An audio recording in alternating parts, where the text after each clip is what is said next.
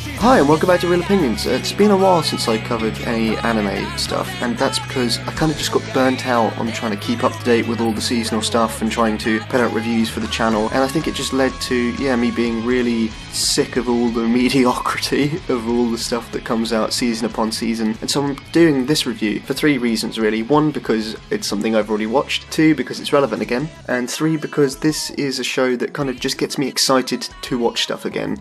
And I'm hoping if I talk about it a bit, then it's going to make me more enthusiastic in myself to go and watch more stuff and start bringing reviews back onto the channel again, because they always tend to do much better than anything else we cover. And the show that I'm covering is My Hero Academia, or僕のヒーローアカデミア, or however much Japanese you want to put in it to feel good about yourself. I'm covering season 2, but really I'm just covering the whole show up until this point, as season 3 has just started 2 weeks ago? If you don't know anything about it, it takes place in a world where 80% of the population have developed quirks, which is essentially just like X-Men mutant powers, and so because of this they have naturally developed superheroes into society. They are not vigilantes in that they are accepted by society, but also they work independently in that they have their own agencies and they are paid by the government depending on how many people they save or how much stuff they protect, etc, etc. So it's a very optimistic system, and that's kind of the groundwork for the rest of the series. It's a very upbeat and optimistic look at superheroes and superheroes in society. And the story follows Deku, who is a middle school kid who is born without a quirk. He's one of the 20%, and because of this he's kind of been the underdog his whole life, kind of picked upon and weak. He idolizes the best hero of them all Might, who's effectively the Superman of this world, and nothing can touch him. He aspires to be a hero one day despite not having any powers. If he sees someone in trouble, he will jump into the fray, and one of these situations leads to him eventually meeting All Might. And this isn't a spoiler, by the way, this is just setting up for the entire show. All Might reveals to him that his power is the only power in the world that can be passed on from person to person. So All Might passes on his power to him. Deku, now filled with this unimaginable power, has now got the chance to try out for Hero Academy, which is the superhero training high school. The best praise that I can give this show is that it's a very good Saturday morning cartoon. It doesn't do anything particularly completely different. It doesn't go completely wild, but it does everything that has been done before very well, and with enough of a twist that it just makes it that much different. And for instance, Deku, so he has essentially the most generic superhero power of all, in fact maybe in the whole show, which is just super strength. But the way that they put the twist on it is that because he has not had powers ever in his life, and this power is more than he can possibly control, using just 1% of the power is enough to break his bones and leave him permanently damaged. And so it's not a case of flick the switch, now he's the most powerful character.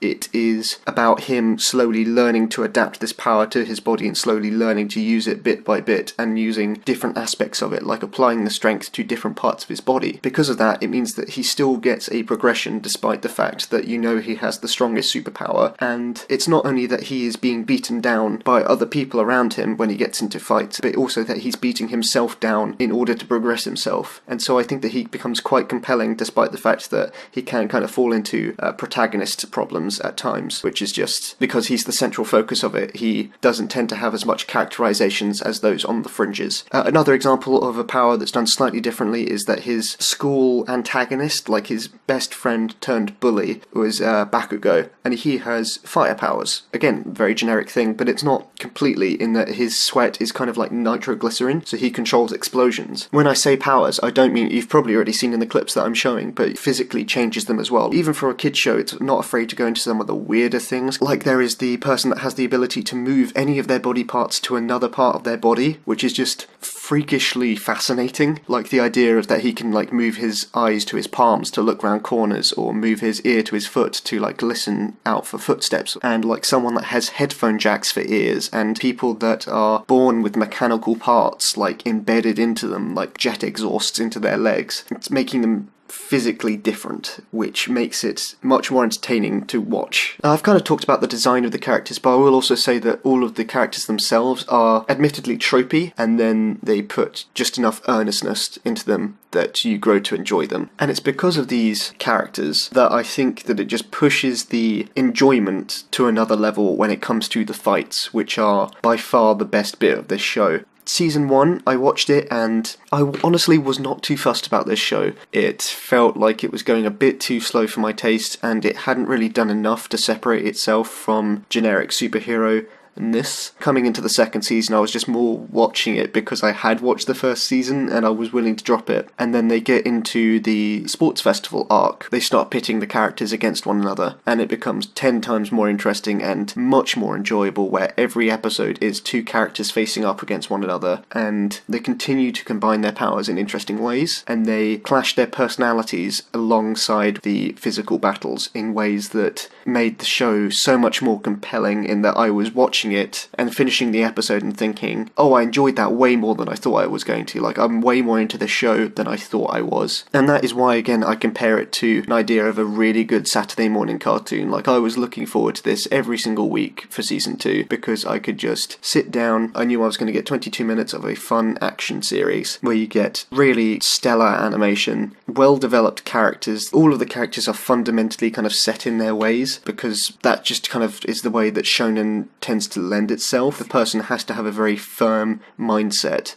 in order for it to be meaningful when they change it, and so it does tend to lead it to a bit of over-monologuing, which can bog down a lot of shonen shows, but that again is why I come back to the idea of it being a good Saturday morning cartoon. If you watch it, I think, week by week, then I think that the monologuing would be maybe not as bad, and I think that maybe provide a bit of a pacing break between the action, which is nice. If you were to binge it all in one go, I think that it could get quite bogged down in these moments. So the show kind of got me back interested with the battles against one another, and then that arc ended and I was disappointed, only for it to continue improving on what it already had with the introduction of the villain Stain, which, again, is the perfect example of take something that has been done 100 times before and give it the twist. Because he is a villain, and he is asking, what does it mean to be a hero? There's already comments writing, yeah, but that has been done in this film, that film, blah, blah, blah. But what I mean is that he knows he is a villain. That's the whole interesting factor of it, is that he is a villain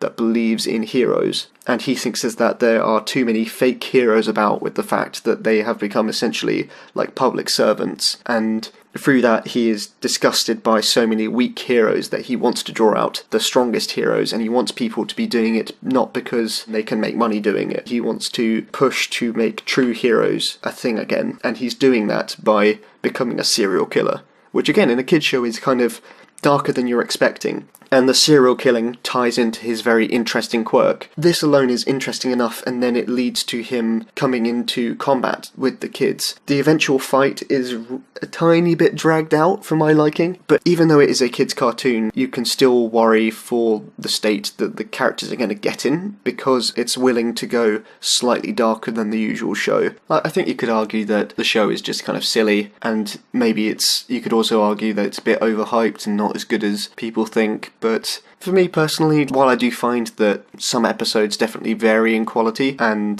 some episodes don't even need to exist, like recap episodes and things like that, ultimately I still found it fun to come back to every single week, which I can't say for a lot of shows, and consistently entertaining and consistently well produced for something that, again, is a kids show, and it could just be a very slapdash adaptation of the books, but it is trying to be the best that it can be. And like I said, it's all covered with this optimism that just makes you really excited to watch it. Yeah, I think there is a reason why this is becoming the next big series out of Japan, and I think that if anyone is interested in the Marvel films, or at the very least interested in superheroes and put off by the Marvel films, I've repeated it so many times in like all the podcasts and everything like that, but I like superheroes, but the Marvel films, I just do not find them interesting anymore. I don't get excited for them anymore. But this gets me excited again, and this makes me happy to watch superheroes and see interesting powers. I missed flame powers, ice powers,